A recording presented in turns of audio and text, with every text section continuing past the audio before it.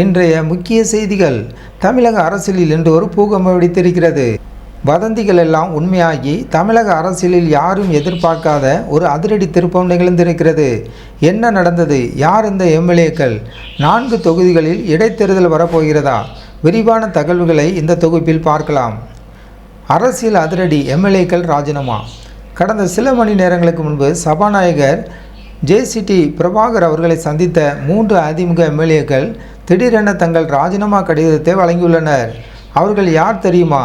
மதுராந்தகம் தொகுதி எம்எல்ஏ மரகதம் குமரவேல், பெருந்துறை தொகுதி எம்எல்ஏ ஜெயக்குமார், தாராபுரம் தொகுதி எம்எல்ஏ சத்யபாமா.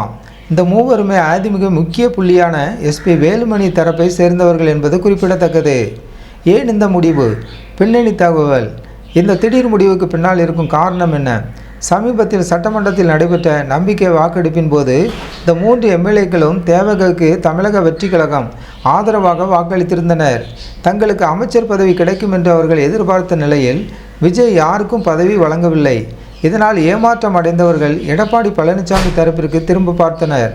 ஆனால் அந்த முயற்சியும் கைகூடாத நிலையில் இன்று காலை ஆதவ் அர்ஜுனாவை நேரில் சந்தித்து அதிகாரப்பூர்வமாக தங்களை தேவகவில் இணைத்து கொண்டனர். தேர்தல் களம் 4 தொகுதிகளில் பரபரப்பு. இப்போது தமிழகத்தின் கவனம் இந்த 3 தொகுதிகளில் மீதும் திரும்பியுள்ளது. ஏற்கனவே திருச்சி கிழக்கு தொகுதியில் போட்டியிட்ட விஜய் அவர்கள் ராஜினாமா செய்துள்ளதால் அந்த தொகுதியும் காலி இடமாக உள்ளது.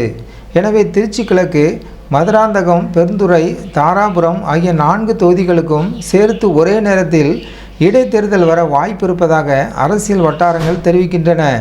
இன்னும் 6 மாதங்களுக்குள் இந்த இடைத்தேர்தல் நடக்கும் என்று எதிர்பார்க்கப்படுகிறது. அதிமுகவின் தற்போதைய நிலை 3ஆக உடைந்ததா? இந்த ராஜினாமாவால் அதிமுகவின் பலம் 44ஆக குறைந்துள்ளது. தற்போது அதிமுகவின் நிலையை இப்படித்தான் பார்க்க வேண்டியிருக்கிறது. எடப்பாடி பழனிசாமி தரப்பு 27 எம்எல்ஏக்கள், எஸ்பி வேலுமணி தரப்பு 17 எம்எல்ஏக்கள், தமிழக வெற்றி கழகம் தாவக 3 எம்எல்ஏக்கள். 3 தொகுதிகளுமே அதிமுகவின் கோட்டையாக இருந்தவை. இடைத்தேர்தலில் மீண்டும் தாவேக சார்பாக இவர்களே வேட்பாளராக நிறுத்தப்பட அதிக வாய்ப்புள்ளது. அதிமுக 3ஆக உடைந்துள்ள இந்த சூழலில் இடைத்தேர்தல் களம் மும்முனை போட்டியாக மாறி தமிழக அரசியலில் மிகுந்த முக்கியத்துவத்தை பெற்றுள்ளது. விஜயின் இந்த அரசியல் நகர்வு அதிமுகவில் மேலும் பல அதிரடி மாற்றங்களை ஏற்படுத்துமா? இடைத்தேர்தலில் வெற்றி பெறப்போவது யார்?